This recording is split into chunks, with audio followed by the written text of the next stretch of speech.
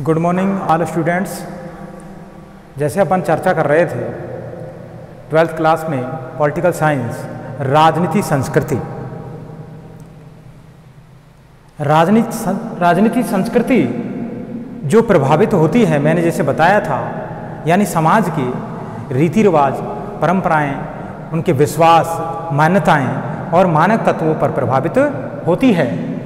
वहीं इसमें उनकी विशेषताओं के बारे में राजनीतिक संस्कृति में लोकतंत्र, इसके बारे में अपन पढ़ लिया था, वहीं इसके निर्धारक तत्व पढ़ लिए थे। अब बात करते हैं राजनीतिक संस्कृति के प्रकार। राजनीतिक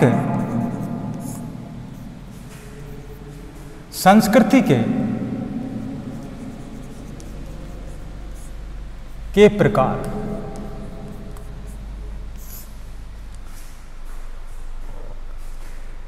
वैसे देखें, राजनीतिक संस्कृति का ज़्यादा जो विकास होता है वो लोकतंत्र में ही हो सकता है। किसमें हो सकता है? लोकतंत्र शासन व्यवस्था में ही हो सकता है। ज़्यादातर जो विकास होगा राजनीतिक संस्कृति का वो किसमें होगा? लोकतंत्र शासन व्यवस्था में ही हो पाएगा। वहीं राजनीतिक संस्कृति के दो मुख्य प्रकार हैं। अभिजन संस्कृति, अभिजन संस्कृति, वहीं साधारण संस्कृति, यानी जो सामान्य जो अपने आप में अभिजन यानी जो विशिष्ट वर्ग है, जो अपने आप में संपन्न है, आर्थिक रूप से, राजनीतिक रूप से, सामाजिक रूप से संपन्न है, उस आधार पर संस्कृति। वहीं जनसाधारण, जो सामान्य जो लोग हैं, जनसाधारण,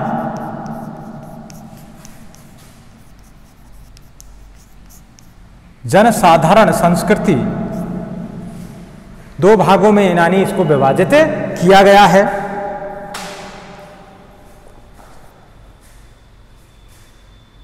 इनको विभाजित करने वाले जो प्रमुख व्यक्ति हैं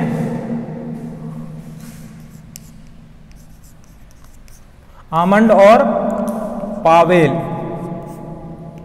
दो प्रमुख व्यक्ति हैं। आमंड ने राजनीतिक व्यवस्थाओं के आधार पर 4 प्रकार से राजनीतिक संस्कृति का उल्लेख किया है। एंग्लो अमेरिकन राजनीतिक व्यवस्था,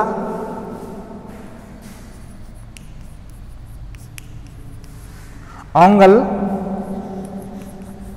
अमेरिकी राजनीतिक व्यवस्था,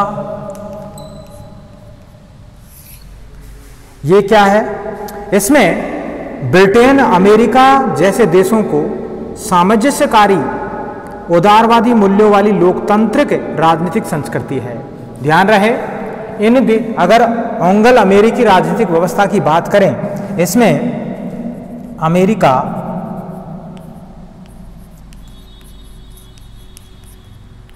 ब्रिटेन, फ्रांस, इटली, जर्मनी, इन देशों में उदारवादी लोकतंत्र जैसी राजनीतिक संस्कृति है। उदारवादी लोकतंत्र जैसी राजनीतिक संस्कृति देखने को मिलती है। यानी ज़्यादातर निजी जो क्षेत्र, उद्योग क्षेत्र होते हैं, उनको ज़्यादा बढ़ावा दिया जाता है उदारवादी लोकतंत्र शासन व्यवस्था में। वैसे सभी लोगों का मूलभूत जो आवश्यकता है उनको पूरा करने के लिए जोर दिया जाता है, लेकिन ज़्यादातर निजी स्वामित्व को ज़्यादा महत्व दिया जाता है, यानी पूंजीपति वर्ग को ज़्यादा महत्व दिया जाता है। वहीं महाद्वीपीय यूरोपीय राजनीतिक व्यवस्था, जिसमें फ्रांस, जर्मनी इत्यादि के उदारवादी लोकतंत्र व्यवस्था के बावजूद भी, यानी यहाँ पर कौन सी उदारवादी फ्रांस और जर्मनी में जैसे देशों में उदारवादी लोकतंत्रात्मक व्यवस्था के बावजूद भी एक राजनीतिक संस्कृति के बजाय कई उप संस्कृतियां हैं और परिणाम स्वरूप हिंसात्मक संघर्ष से उत्पन्न राजनीतिक संस्कृतियां भी दृष्टिगोचर हुई हैं। जैसे फ्रांस और जर्मनी की बात करें तो यहाँ पर हिंसात्मक राजनीतिक संस्कृतियों का भी यानी एक तरह से उनसे भी यानी प्रभावित हुए हैं। कैसे? इनका जो परिणाम स्वरूप जो देखने को मिलता है, यानी एक से अगर बात करें यहाँ के जो शासक थे फ्रांस के, तो जो जिसका नाम था लुई सोल्वे, जो निरंकुश शासक था, उनके आधार पर यहाँ एक क्रांति हुई, फ्रांस की क्रांति 1779 में फ्रांस की क्रांति हुई, जिसके कारण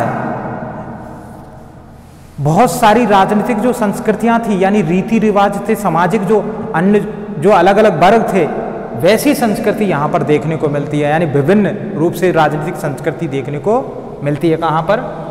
फ्रांस और जर्मनी में।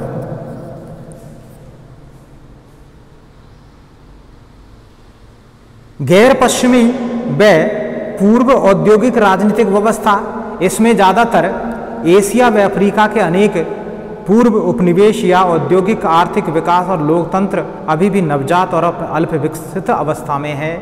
ध्यान रहे, गैर पश्चिमी कौन देश हैं? यानी तीसरी दुनिया के जो देश हैं, जिसमें भारत भी आता है, यानी एशिया के जो देश गैर पश्चिमी जिसे कहते हैं, भारत है, वहीं अफ्रीका के देश हैं।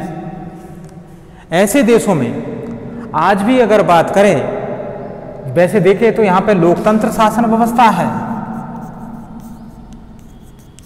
लेकिन फिर भी यहां पे ये लोकतंत्र जो है वो नवजात है, यानी अभी लोकतंत्र की यहां पे शुरुआत हुई है।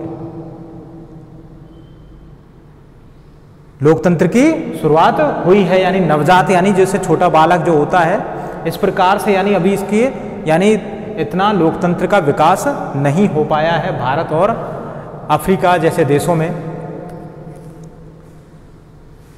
एशिया के जो देश हैं ज़्यादातर चीन है, पाकिस्तान है, ये आसपास के जो भी देश हैं एशिया के, इनमें इतना फलीभूत यानी लोकतंत्र बढ़ नहीं पाया है। वहीं सर्वाधिकारवादी राजनीतिक व्यवस्था है। कुछ देशों में आज भी अगर देखें तो अपने आप में तानाशाही अधिनायक तंत्र जैसे शासन व्यवस्था है। जैसे अरब देशों की बात करें,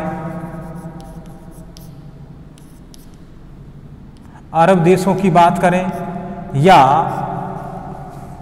उत्तर पूर्वी देशों की बात करें, पूर्वी देशों की बात करें, जिसमें चीन, वहीं रूस, उत्तरी कोरिया,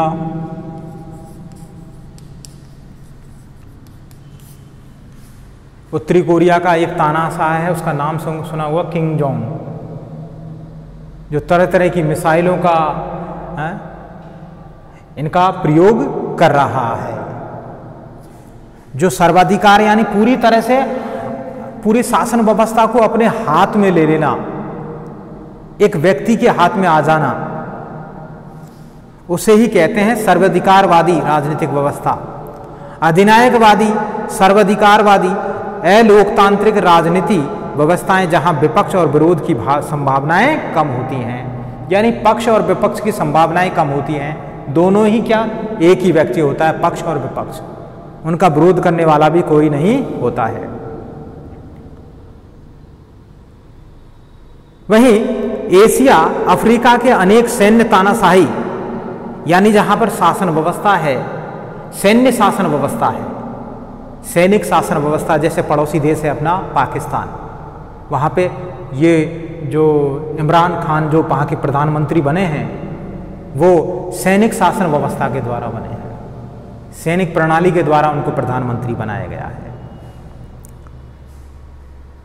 तो एशिया अफ्रीका के अनेक सैन्य तानाशाही और चीन, उत्तर कोरिया जैसे साम्यवादी देश, ये सब किस में आते हैं? सर्वाधिकारवादी राजनीतिक व्यवस्था में आते हैं।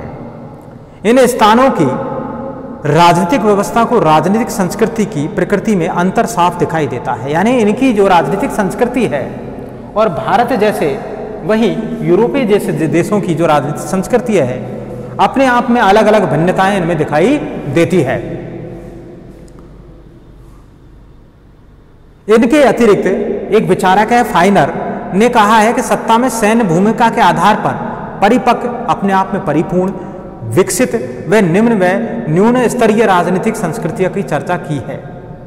परिपक्व में सैन्य सत्ता की भूमिका न्यून होगी,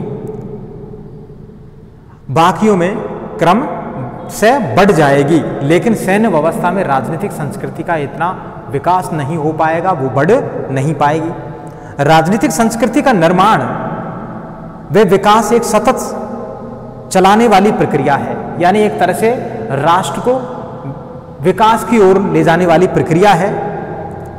राजनीतिक संस्कृति स्थिर नहीं होती है अपने आप, मैंने जैसे मैं पहले बताया, ये गतिशील होती है। समय और परिस्थिति के आधार पर राजनीतिक संस्कृति भी अपने आप में बदल जाती है।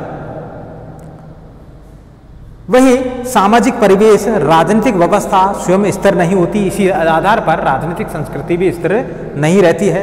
राजनीतिक संस्कृति से ही व्यवस्थाओं में राजनीतिक व्यवहार और उसके तदनुसार राजनीतिक व्यवस्थाओं की स्थिरता तय की जाती है।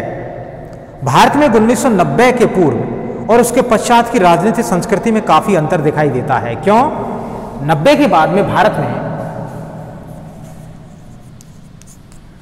ज्यादातर नई आर्थिक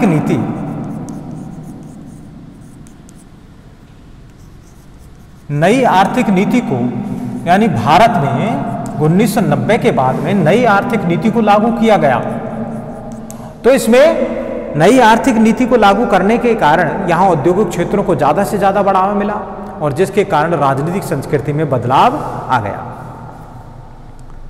राजनीतिक संस्कृति व राजनीतिक समाजीकरण में क्या संबंध है? आमंड और बर्वा जो दो विचारक हैं, आधुनिक राजनीतिक समाजीकरण की वह प्रक्रिया है जिसके द्वारा राजनीतिक संस्कृति को स्थापित किया जाता है। यानी राजनीतिक समाजीकरण के ही द्वारा राजनीतिक संस्कृति को स्थापित किया जाता है।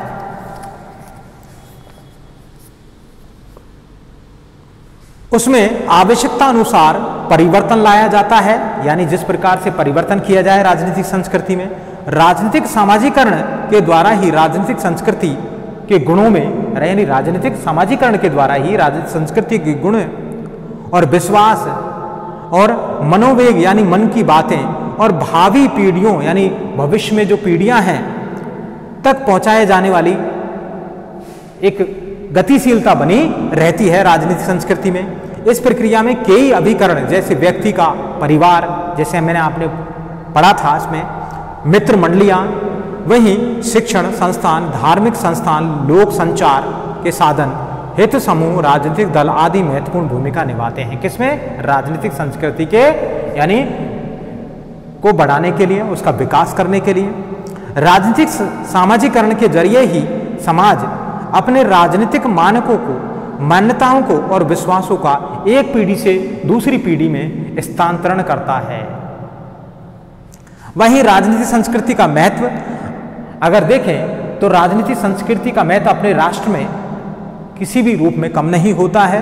राजनीतिक संस्कृति की अवधारणा के फलस्वरूप अध्ययनकर्ताओं जो राजनीतिक संस्कृति के अध्ययन करता है का केंद्र बिंदु औपचारिक संस्थाएं नहीं रहकर केवल औपचारिक संस्थाएं नहीं है, जैसे भारत की शासन व्यवस्था में जो संस्थाएं हैं जो काम करती हैं, शासन व्यवस्था को चलाती हैं, जैसे कार्यपालिका, न्यायपालिका और व्यवस्थापिका, तो ये संस्थाएं काफी नहीं है।